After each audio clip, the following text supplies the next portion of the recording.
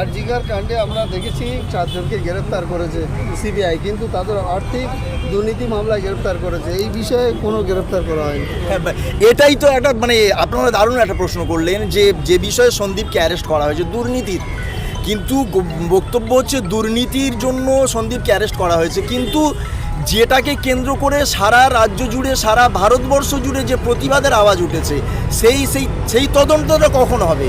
মৌমিতার খুনিদের কখন ধরা হবে, কখন অ্যারেস্ট করা হবে?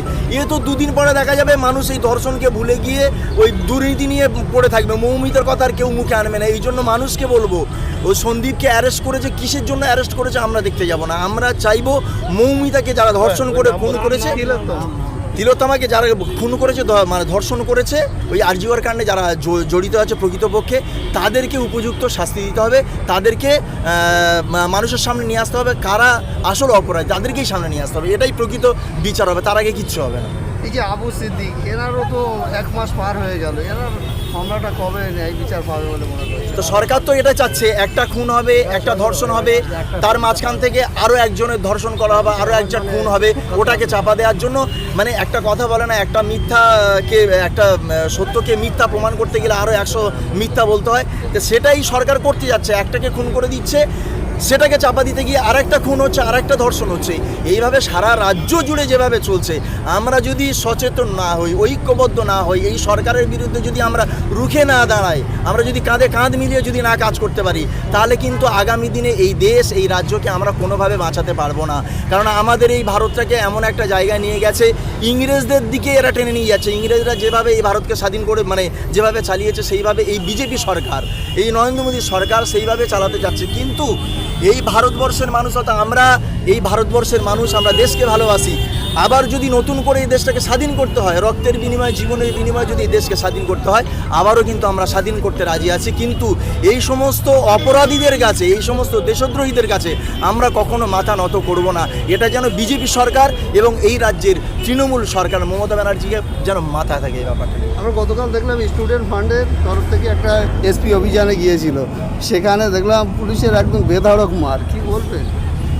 পুলিশকে মারুক আমরাও চাই না, পুলিশ মারছে আপনাদের, পুলিশকে মারুক আমরাও চাই না। এই যে পুলিশ যে লাঠিচার্জ করছে, এটা শুধু মমতা ব্যানার্জির একটা হচ্ছে চক্রান্ত। তার কারণ আপনাদেরকে বলে দিই, মমতা ব্যানার্জি এত মিটিং মিছিল আন্দোলন যেগুলো হচ্ছে, এই দিকে কিন্তু মমতা ব্যানার্জির টোটালি কোনো লক্ষ্য নাই। উনি টোটাল পুলিশদেরকে নিয়ে প্রতিনিয়ত মিটিং করছে, তাদেরকে একটাই সিগন্যাল দেওয়া আছে, একটাই তাদেরকে নির্দেশ দেওয়া আছে, যেখানে যারা আন্দোলন করছে তারা যদি একটু টেরাবেঁকা করে, কোনো জায়গায় যদি একটু হেলদোল করে, ওদের উপরে লাঠিচার্জ করো, তার জন্য যা করার আমি করে নেবো। তার জন্য কপিল সিব্বল আছে সুপ্রিম কোর্টে পুলিশদেরকে বাঁচিয়ে নেওয়ার জন্য, এই চোরদেরকে বাঁচানোর জন্য কপিল সিব্বল কোটি কোটি টাকা খাচ্ছে, আর সে সেখানে ধর্ষকদেরকে বাঁচানোর চেষ্টা করছে, চোরেদেরকে বাঁচানোর চেষ্টা করছে। আজকের এই বিনোদ গোয়েল যে আমাদের যে পুলিশের যে দায়িত্বে আছে, এর থাকার কোনো অধিকার আছে?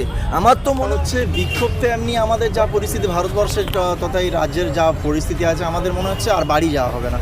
প্রত্যেকে সারাক্ষণ মাঠে থাকতে হচ্ছে।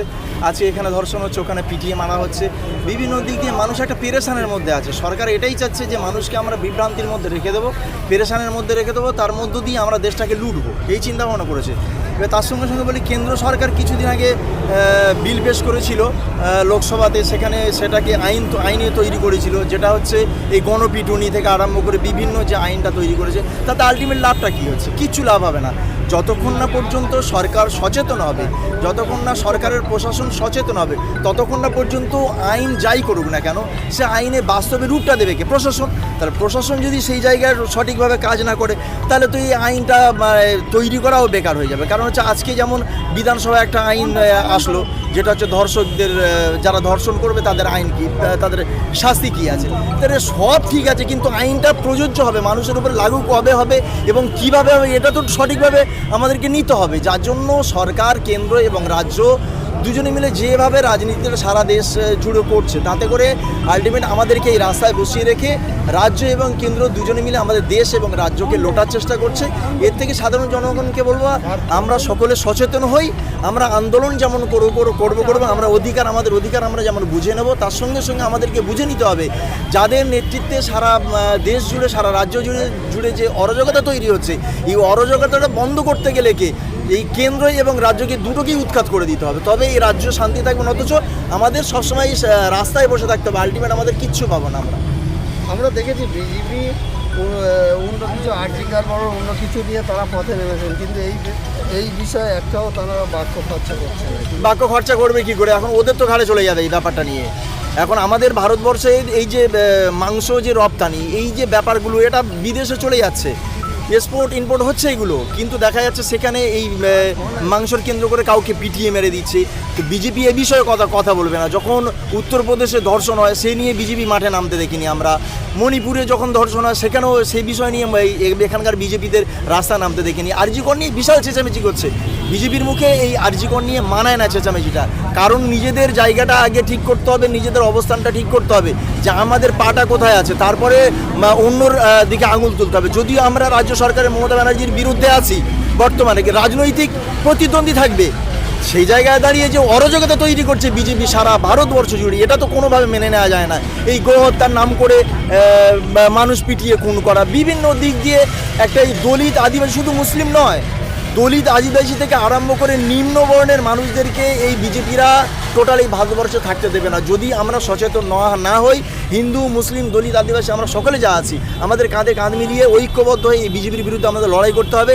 আগামী দিনে কেন্দ্র থেকে বিজেপি যতক্ষণ না পর্যন্ত আমরা হটাতে পারছি, ততক্ষণ না পর্যন্ত কিন্তু এই ভারতবর্ষে কোনো ডেভেলপ হবে না, বিক্রি হবে কিন্তু ডেভেলপ হবে না।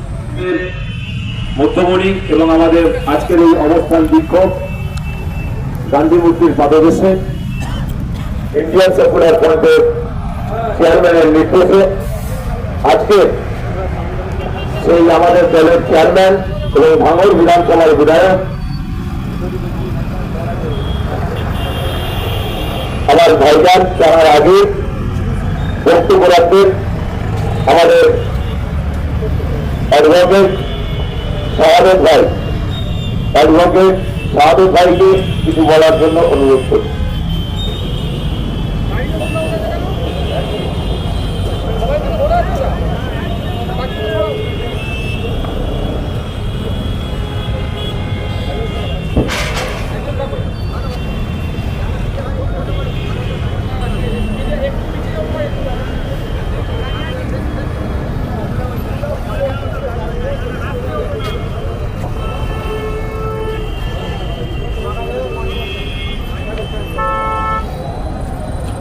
আমাদের প্রচার করলেন কি করলেন না সেটা কিছু যায় আসে না। মানুষ আমাকে নিয়ে কিভাবে লড়াই করতে হয় ইন্ডিয়ান সেকুলার ফ্রন্ট জানে, কোন সময় কখন কোন লড়াই তুলতে হয় সেটা একজন লোক আর তুলতে আপনারা জানেন। মণিপুরের জায়গায় দাঁড়িয়ে আপনারা কেউ বানুর কথা নিশ্চয়ই মনে আছে, একজন উলঙ্গ নারী নিজে অনশন করে অত্যাচারের বিরুদ্ধে লড়াই করতে গিয়ে তিনি কিন্তু মৃত্যুবরণ করলেন, সারেন্ডার